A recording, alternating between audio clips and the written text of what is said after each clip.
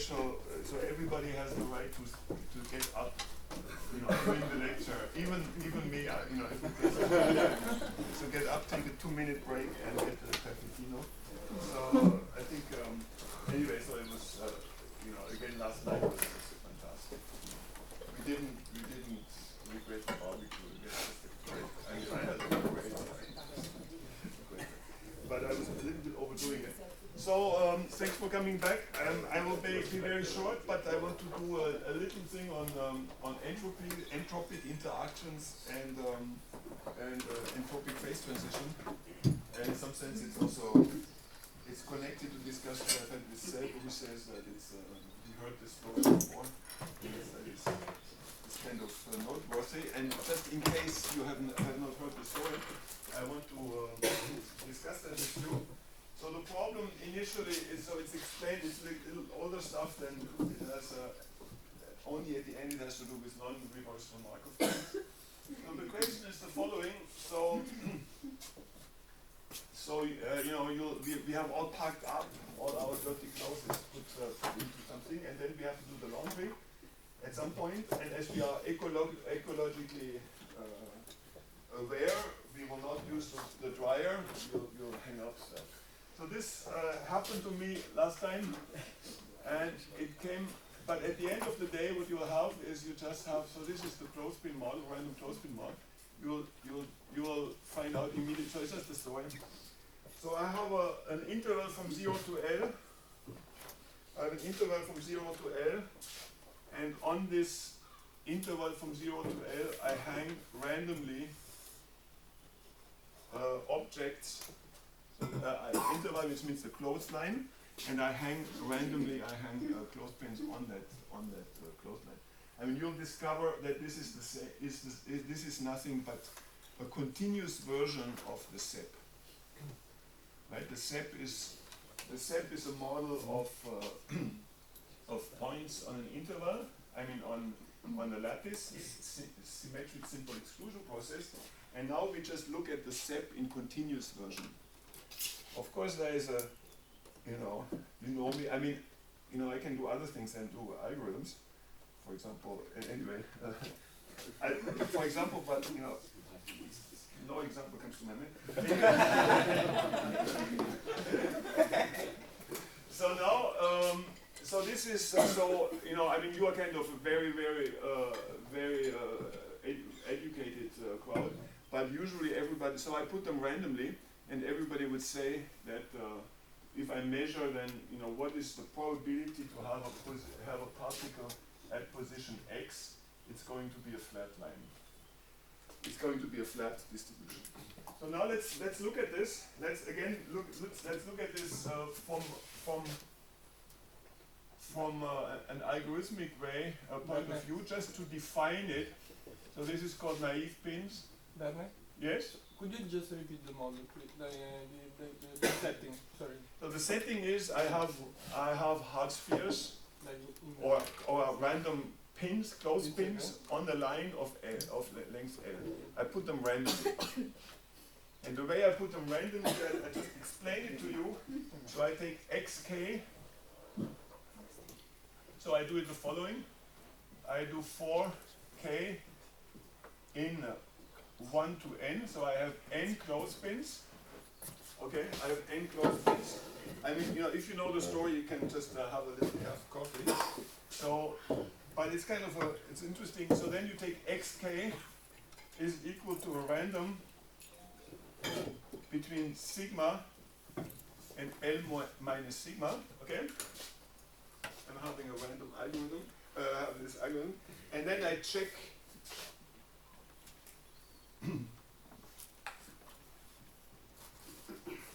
For all the pins that I put previously, I check whether I have overlaps, and then if xk minus xl less than 2 sigma, then go to 1. And Lila will ask where is the 1? I think the 1 is here. And then if I don't, then I do an output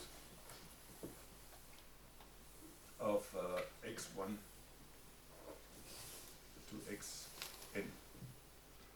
this is the algorithm, and it's just simply an algorithm to sample n hard spheres on an interval of length L randomly. That's a direct sampling algorithm, which is here to define the model, right? Once you see this, you understand what we're doing, right? No questions, no possible questions. So now this is an object which is also a physical object, of course, and you understand that the partition function of this thing, the partition function of my random clothespins model of n clothespins on a length L is equal to the integral from sigma to L minus sigma dx1 sigma to L minus sigma dxn to a function pi of x1 to xn, and pi of x1 to xn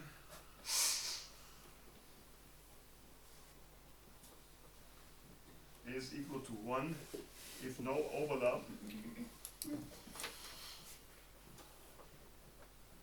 and 0 if overlap.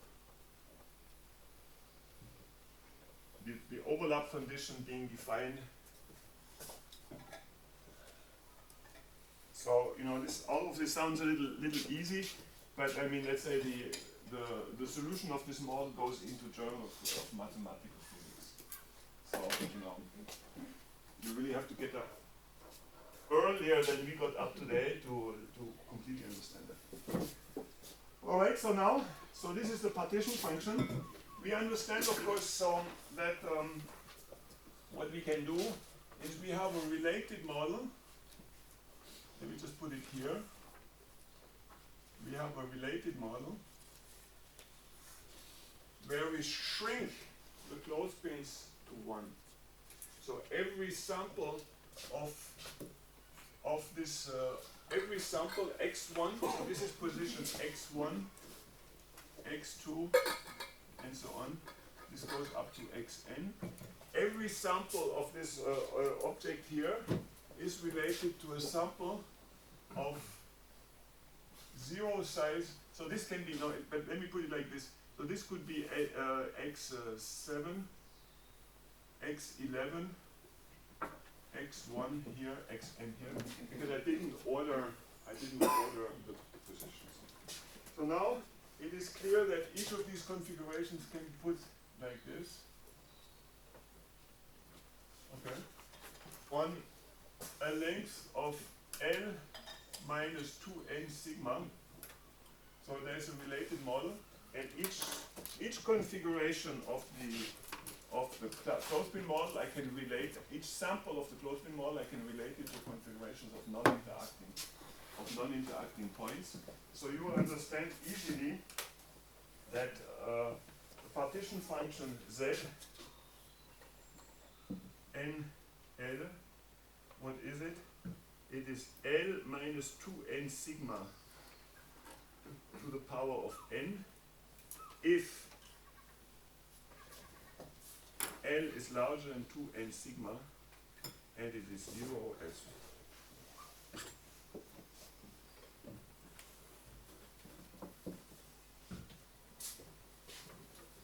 so that is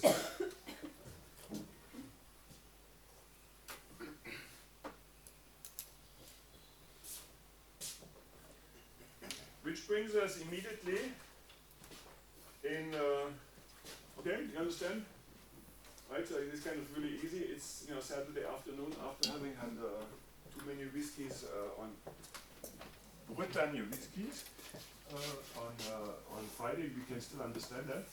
There is a kind of, you can look it up in my book because there's more to it. So you can really discuss it. For example, you can discuss where is the factor of 1 over n factorial that some people may want to have there.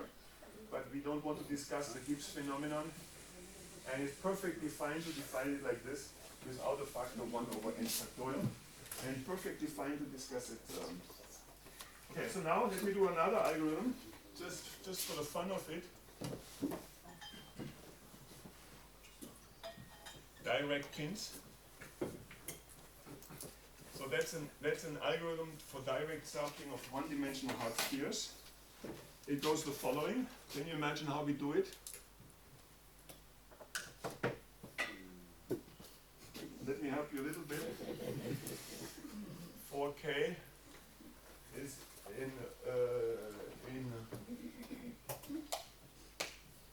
so what we do is we solve the previous this model here. That's something we can do easily. We take epsilon tilde, which is equal to a ran between 0 and what do we put here? L minus 2n sigma. Now comes a point which I find always a little mind-boggling, but it's correct. Epsilon 1 to y epsilon n is equal to the sort of epsilon 1 tilde to epsilon n tilde. So I take n random positions, I sort them, and then I do the following for k in 1 to n. I do xk is equal to yk plus 2k minus 1 times yk.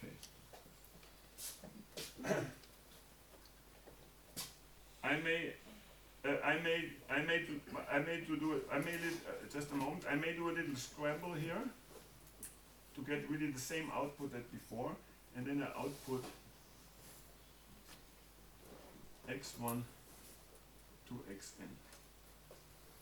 Alright, so now we have a direct sampling algorithm which exists in 2D, which exists also in higher dimensions, but not at all densities. But we can discuss that later. So what I'm doing here is I'm taking random points on my associate problem here, n minus 2n sigma. Okay. Then I sort them, so I get them randomly. Then I say this is 1, 2, 3, 4, 5.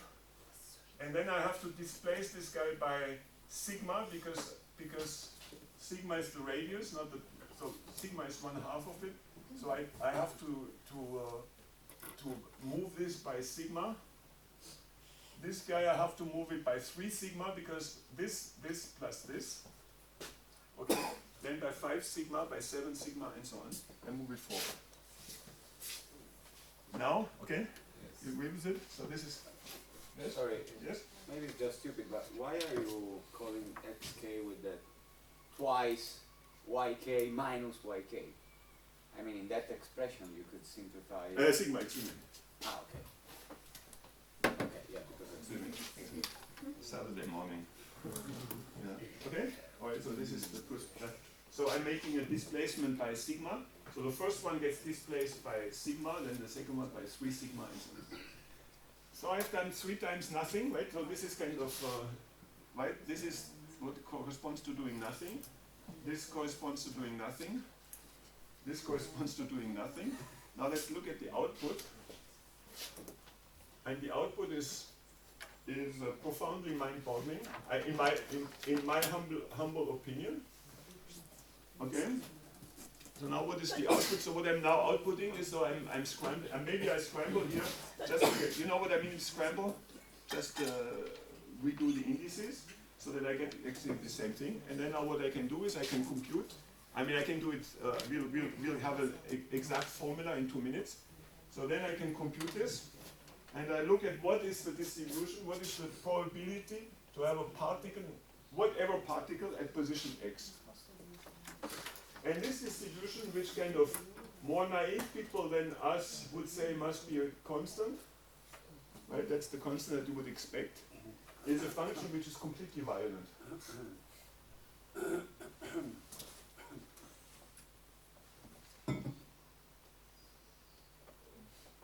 So this at L minus sigma, so that's the point L minus sigma, and starts at sigma. You can plot it, you can do it yourself. It's So I put points randomly on the closed line. That's what I mean, so randomly. Then I look at how with which probability are they at position X, and I find that they are enormously attracted. I find that the probability at X equals to sigma, close to sigma, and at X equals L minus sigma goes through the roof. So the people, just to get you the story, the people who invented this are called Asakura Ozawa. They wrote a paper in 1954. We had a memorial conference to celebrate this achievement, which is this. We had a memorial conference to celebrate the achievement. Just get it, 54, the paper was written, Journal of Chemical Physics. We had a conference, international conference at Nagoya University in Japan in 2014, 60 years later. The authors were still alive. They were carried in on stretcher bars. It was just, everybody was there just to celebrate this result. Because, anyway, okay. So now what does it mean? You understand? Right? So it's completely, so there is no interaction in the system. Right? We only have a hardcore interaction. We have only closed space, hardcores, and we see that they are completely attracted by the wall. So what it means, there is, so you can look at it like this. So it's a probability like this. So if the probability is high, we can write pi of x. We can write it like e to the minus beta u of x.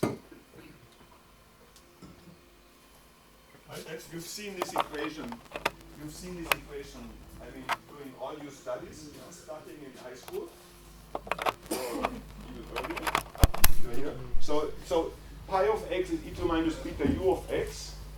So if pi is high, then u is small, right? Pi is high, u is small. So there must be an attraction. And this attraction is called the Asakura-Ozawa interaction, and I like to call it the fifth force in nature. Right? There is gravitation, electricity, weak force, strong force, and the Asakura-Ozawa interaction. This one. There are people, very serious people, like for example Erich Verlinde, one of the outstanding string theorists in this world, who wants to base all of string theory, all of fundamental interactions on this interaction. So now it's a little fishy, right? This what I'm explaining to you is a little fishy. So let's do two things. First, get three things. Let's first study whether this is actually true. Right? Whether you understand whether it's actually true. So we'll do an analytic solution, but we cannot get a full analytic solution for this model. For example, in here is a completely flat piece under some conditions, completely flat, that I first noticed in the explicit solution, and then I looked it up, and so it gives a full paper in Journal of Mathematical Physics. Yes. You didn't fully get why it's necessary to scramble. Maybe it's naive, maybe now you just, that's why I put it into parentheses. I just scramble it such that the output is exactly the same as here. So the output here is not ordered. Because there you sort, so then you want to. So then this you can leave it out. Okay. For example, I explained that in my little book, but you can do it or cannot do it. So doesn't change anything. But it's just there's a factor of, by ordering we lose a factor. Let's say to make it correct, we lose a factor of n factorial in the partition function, and to reinstall this factor of n. So it's a story of Gibbs phenomenon, whether we introduce a factor of 1 over n factorial or not. That's the scramble. So now let's do the following on the same without erasing anything. So we take from 0 to L.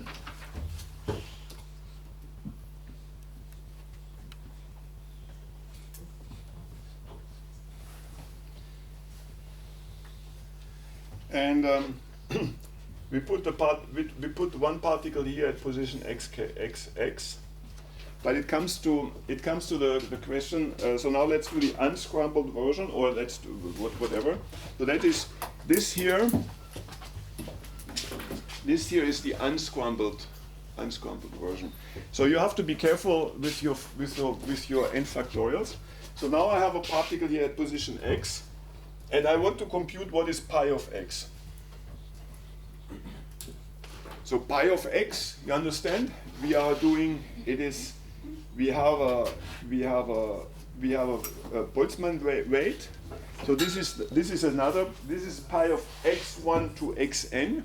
It lives in n-dimensional space, and what we are doing here is we are looking at the one-dimensional reduction of an n-dimensional function. Okay, so we do this, and let me just write down the formula, but you will see it immediately that it's correct. Let's put it up here so that we can see it. And then let's discuss whether it's actually true. I claim that pi of x is equal to the sum from k equals to 0 to n minus 1, 1 over z n k, n minus 1 over k, times z k x minus sigma z n minus 1 minus k L minus x minus sigma.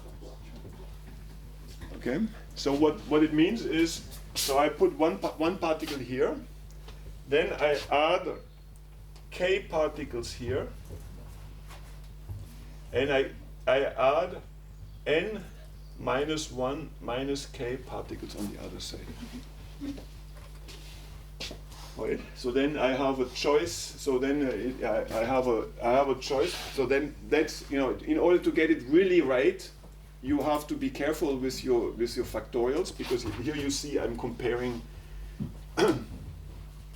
I'm of. I think this must be n. Okay. Okay, I forgot a little in this one. That doesn't matter. So I have an explicit formula, and this explicit formula gives us this thing. So then now, I very often obtain two objections. One objection is that listeners say, well, this is just the algorithm, right? I mean, I run an algorithm, right? That's an algorithm, and this is just something that comes out of an algorithm, and I tell them that this curve here actually kills people. Right? That's why we have defibrillators in École Nationale de Vol, because imagine that these particles are not hardcore particles, but they are red blood cells, and these red blood cells, and these are not the walls of a drying line, but are the borders of our arteries. Right? So what this means is that the red blood cells get attracted to the walls.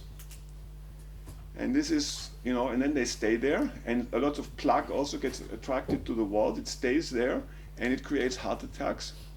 And the agent that creates heart attacks is this interaction that doesn't actually exist there, but it's the Asakura-Ozawa interaction that we'll discuss later. So it's a true thing. It's the dominant interaction in soft condensed matter, in polymers, in blood cells, in biological physics, where particles are attracted to the wall. That's number one. You understand? So it's a true interaction. It's a true interaction, pi of x e to the minus beta u of x. But what is the u? Well, the u is the logarithm of pi. And what is pi? It's the exponential of u. So, you know, you can turn it around. You can turn it around whichever way you want to do it. But of course, very clearly, it must be, because there is no interaction in the original model, it must be an interaction on a single particle created by the other particles. And that's called an entropic interaction. So that's the first objection I always say. Well, that's just algorithms. Yes. What happens with the pi when you add or remove number of particles in the interval? What do you mean? Like, so if you, I don't know, like how does it change if you remove one or two particles, or like or if you increase the particles? Yes. So let me just say the following. To answer your question, you cannot analyze this function here. That's an explicit function, right? I put it on the website. So then, but it's an explicit function that you can evaluate. It's one of these functions that you can evaluate, but you cannot explicitly, you cannot analyze. You don't have a closed form expression to it, like it's not a sine function. But of course, you can do some things. And for example, this upper point up here, pi of x equals to sigma plus, you can look it up, that is given by 1 over L minus 2n sigma. So it diverges in the limit of closed packing, but that's my answer to your question. As we discussed last night at over drinks, it was just very, very interesting. In mathematics we have a form. You have a right. So this is a complete answer to what you said. I just wrote the formula.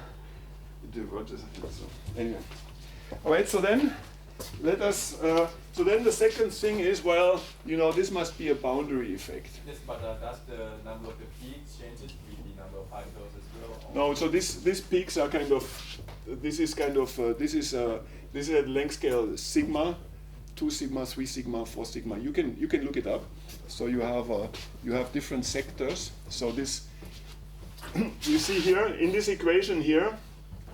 In order to program this equation, it's really important that you program both parts. So I put it a little low that ZNL is 0 if you cannot put the end particles into the thing. So then you have some sectors which are 0. And at the moment at which you have the opening for putting 2, right? So at 2 sigma, at 5 sigma, all of a sudden you can put 2 particles in there. So you have non-analyticities at all these parts, and besides that, it's kind of analytic. So let me explain to you so some explanation of what this interaction means. It's really beautiful. So the interpretation is the following. And it has to do with halos and ghosts. So here we have 0 to L, and here we have the particle. We had that already a little bit a few days ago. So I have a particle at x. Okay. So no other particle can sit between x minus sigma and x plus sigma, because the space is occupied by solid wood, right? So the position of the particle is given by the center. The position of my clothespin is given by the center. So you cannot put the particle between x plus sigma. So this is x plus sigma. This is x minus sigma. You cannot put particles here. But then there is an additional. So this is completely forbidden for other particles. But there's a larger area. Some of you may have heard this. So this is a halo. So this is x plus 2 sigma, x minus 2 sigma. So you cannot put another particle, it means the center of another particle, not only between x plus sigma and x minus sigma, but between x plus 2 sigma and x minus 2 sigma, right? It's kind of evident. And you cannot put another particle between sigma and between sigma here. Right? So now that's also why I had the algorithm direct pin. So you put the first particle, or let's say a particle number, whatever, you put it here, and the other particles have to fit into the remaining space. Let's compute what is the remaining space. It is L minus 1, 2, 3, 4, 5, 6 sigma available space.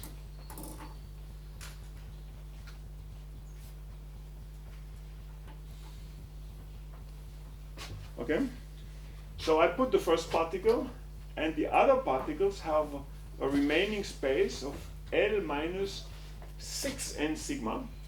And if I put them elsewhere, I mean, there are lots of chances of putting them elsewhere, because I put them, you see it here, I put them here into a range. Or I had it in the naive, not in this algorithm, but in the naive algorithm, I put them into a space of L minus 2 sigma. Right? I put them randomly between here and here. And the difference between L minus 2 sigma and L minus 6 sigma is kind of significant. But now, so this is the forbidden region.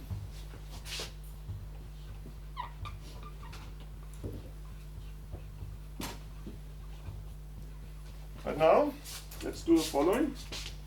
Let's change positions a little bit.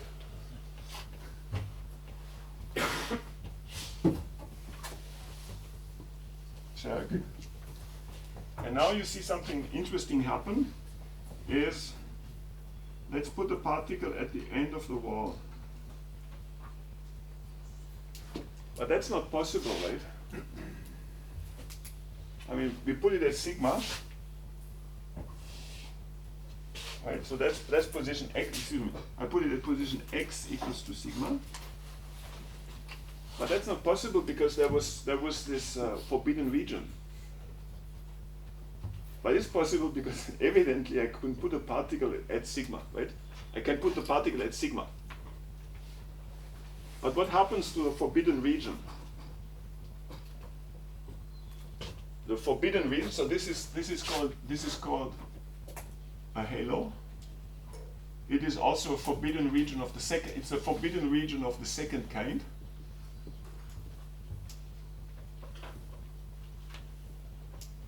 Second kind, and this one is forbidden region of the first kind.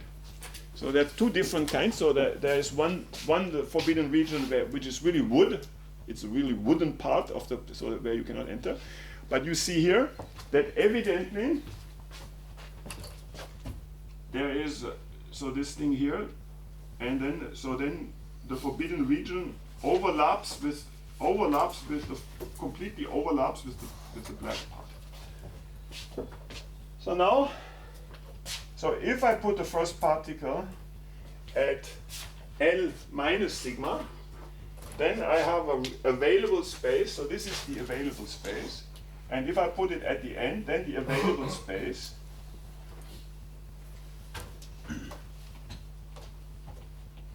is what?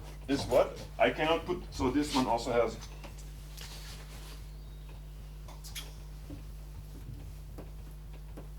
So now, let's see what is forbidden. I cannot put another particle here, sigma, 2 sigma, 3 sigma, 4 sigma. So now the available space is L minus 4 sigma. And L minus 4 sigma is bigger than L minus 2 sigma, than L minus 6 sigma. And this explains in some way, but on a very simple level, this explains that if I put the particle here, I have a higher probability that my naive pins algorithm will continue and will not be rejected. And that is called the Asakura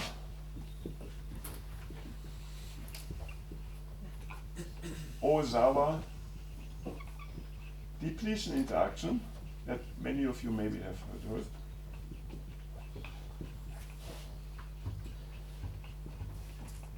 And it comes from 1954. And in 1954, it was explained exactly on this level of theory. So it has as I told you, as I created an enormous. So this is the dominant force of soft condensed matter, and most of soft condensed matter is just this interaction plus a little bit of gluing of red blood cells or of whatever to the. So when they get forced to the boundary, that they actually stick there. That's a little bit of chemistry, but that's the fifth force of nature. So now, if I still have 10 minutes. No, I mean I have 5 minutes. I do it very, very quickly. I do it very quickly. I'm on my last 15 pages here. So now, anyway, so that's kind of a really interesting story, and as I told you, it's a physical interaction that is mediated by the other particle. So this particle gets attracted. This gets attracted to the walls. So now, okay, let me just say. So then, last point. Point maybe I don't go into all of the details later on. So now, people will of course say, well, let me work, right? So one solution to not study a problem is just to eliminate the problem, right? I mean, so and then you would say that this is a problem of boundary effects, right? So you say, well, it's just a boundary effect. Let me work in periodic boundary conditions, and the pi of x is going to be uniform, and I don't have to study these old papers that smell a little bit of mold, right? So let's go into periodic boundary conditions, and let's do our system with periodic boundary conditions. And it is true we have solved all our problems. Okay? So pi of x is uniform. Right? Problem solved. Let's go home. Okay? Well, question, have we actually solved the problem? Okay? All right, that's so let's work in periodic boundary conditions. That's what we got used to anyway without understanding them better. So now let me do the following. So that's the position. This is this thing here. Let me do the following. Let me set, I have one particle here. That's also what I'm now showing you can only be done rigorously in 1D, but in 2D it's this. So let's take a second particle at position x prime. And let's do a highly mathematical transformation by cutting this thing here into two. But you see this? X and x prime. Now I take, see how straight I can draw a line after having been a big unknown estimate. I'm amazed by myself. Okay, I'm amazed. So now I take a scissor and cut off one of the things, and then I unfold it, and then I have it like this. So here I have 1/2 clothespin, 1/2 clothespin, and it continues like that. So that's the other half of the clothespin at x, okay? And the second one I put it here.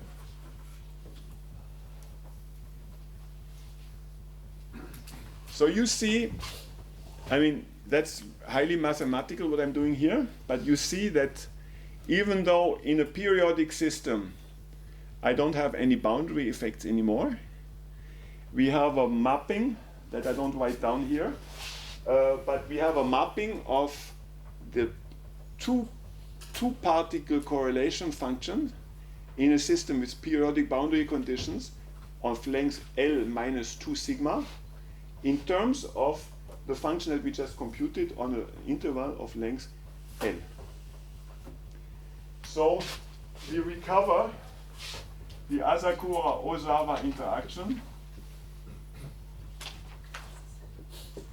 is a pair interaction and it's a wall interaction.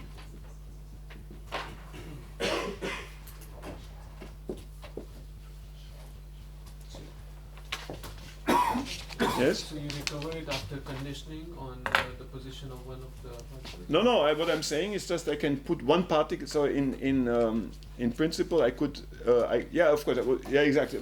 So I can put one particle at position 0 or L, and then redo my algorithm of on an interval of L minus 2 sigma. Right.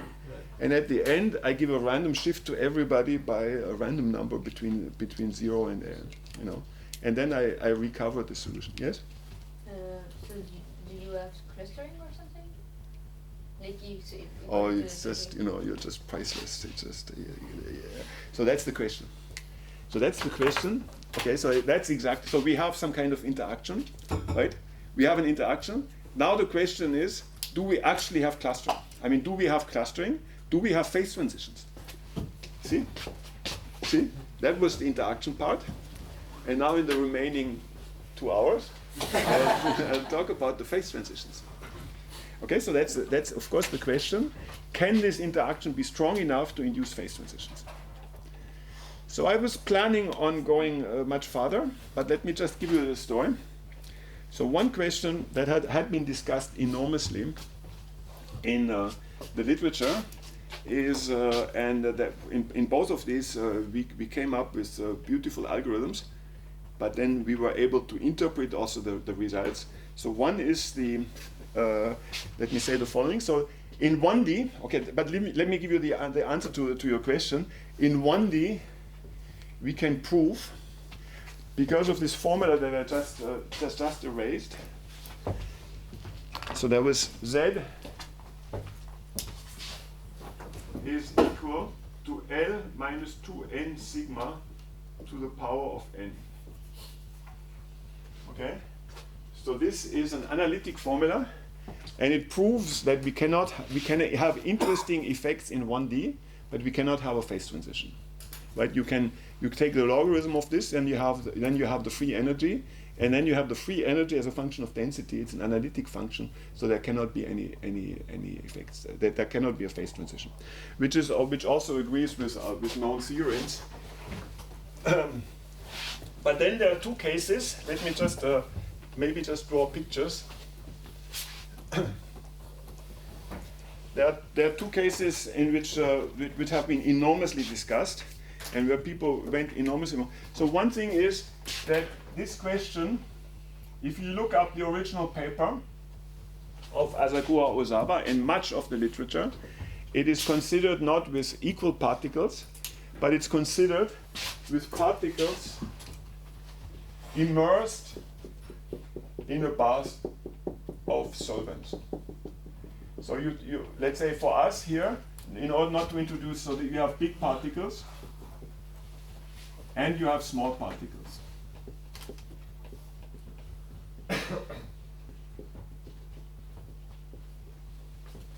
So you have so my favorite model in this case is not the model of hard disks, because in 2D it's really difficult. You can also think of it as hard squares, but that doesn't matter. Let me just do it like this. So now the system is completely. The question is completely different. So now it's also you have let's say two polymers or two hard disks immersed. So you have 20 or 40 in this picture. You will have 20 or 40 hard disks, and you would have 500,000 of very small particles, and you're trying to analyze the statistical physics of this system. So in this model, you understand?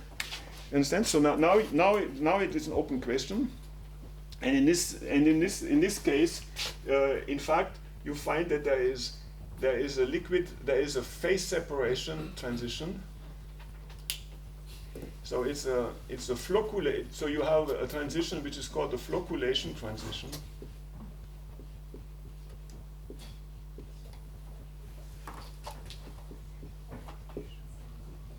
Which have been discussed a lot, but then we came up with a cluster algorithm for this system. Because now you can imagine, you know, you have a thousand, a million little particles. Now just imagine you make a metropolis algorithm. You take the big particle and move it by epsilon. Imagine you have hard spheres. You know, you move it by epsilon. There is going to be a small sphere that is going to keep you from moving, and that is, let's say, MCMC difficult because of an effect that it has been called pop in the crowd.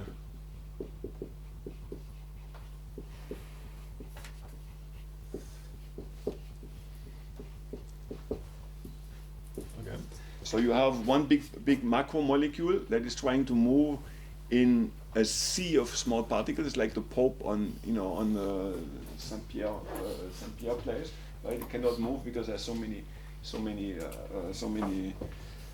Christian people or similar around. So this is kind of, so I don't have the time to give you. I have a beautiful cluster algorithm to do this, but I think I'm in order not to spend too much time and to have anyways, and in order to avoid overdose of algorithms, I will not show the. Yeah, anyway, but it's too strong. Let me show you the following. The way I do the. Yeah, so I announced that I will not show the algorithm, but it's just, but what can I do? Okay. So the algorithm is the following. Let's say I do it with periodic boundary conditions. I install. So that's a cluster algorithm. Okay. So I want to do. You understand that Monte Carlo algorithm is going to be really difficult here. So the way I do it is I introduce a symmetry operation of the whole lattice. And now, for example, it's a diagonal, and I have periodic boundary conditions. So I can map. So there's a function t, and this function t is some kind of symmetry operation that maps the whole lattice onto itself. I mean, not the whole set, the whole system onto itself. And I promise I finish in time. Well, maybe I finish in time if I. Anyway, but I'll finish in time. So now what we do is the following. We take this particle here. For example, we take a random particle, and it's at position x, and we move it to tx. Right? Okay. So I take this particle here. My random transformation for this moment is a reflection with respect to this axis. It could also be a point. It could be any symmetry operation that I can do on the lattice.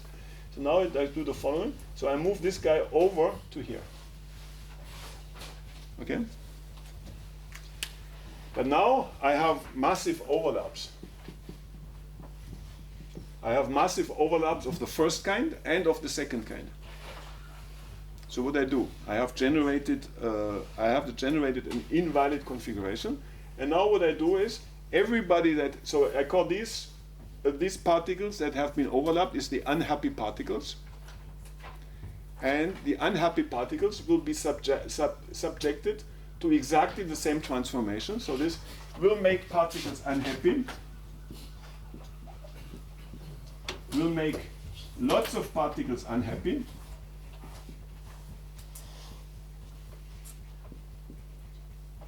But I don't mind, I don't care.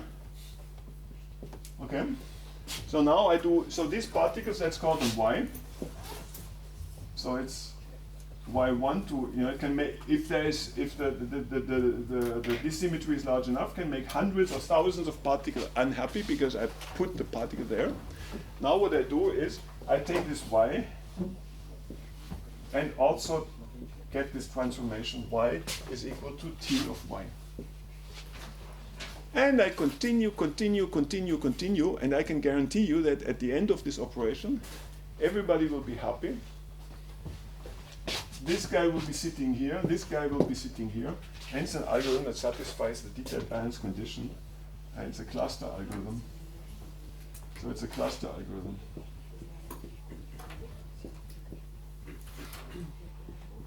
I put it on the website. It's a beautiful little cluster algorithm. You run it at one density, and there is just you see the attraction of particles. Then you increase the density by a little bit, and all of a sudden, I mean, we can do this in Python. I mean, we don't have to go too complicated. And all of a sudden, you see that a typical configuration of this system, is going to be. Let's do it. I will do it on the website. I'll do it with squares, oriented squares. So at low density, it's going to be like this: the big squares sitting in an environment of millions of little particles. So this is at small density. At high density, all the little squares will be like this, with the small particles. Okay, so then I had many more things to say, but I think it would be more decent if I stop here, and then if we have a few minutes of discussions if you want to. But again, I want to say, sorry, but I want to, so again, I want to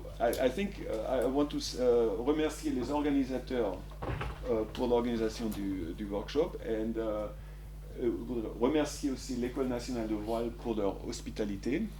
I think it's really a great privilege for all of us to be housed here at this beautiful school, and we wish you, the organizers, you, the audience, and of course also the École nationale de voile much happiness in the future, and maybe a few gold medals, right, in the upcoming Olympics for the French team. And I think wherever you come from, you have to support the French windsurfers, dinghy fish and whatever, whatever. I think you have to support them because those were your trainers, right? And this is you come from the same institution. Then the future, maybe champions, Olympic champions that will have the picture over there. And so anyway, so that's it has been a beautiful experience for me, and I hope you had some fun. And with this, again, thank you very much. Thank you.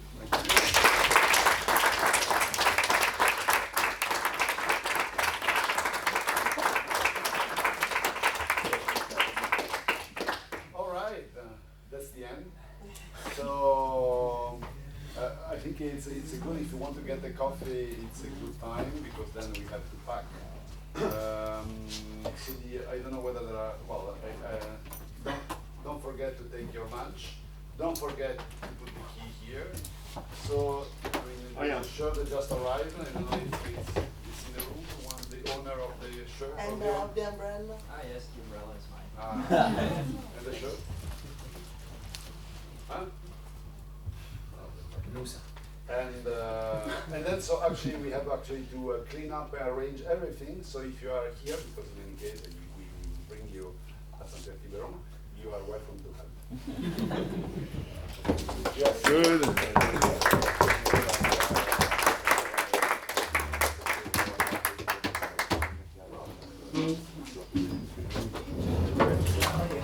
Let's take a coffee.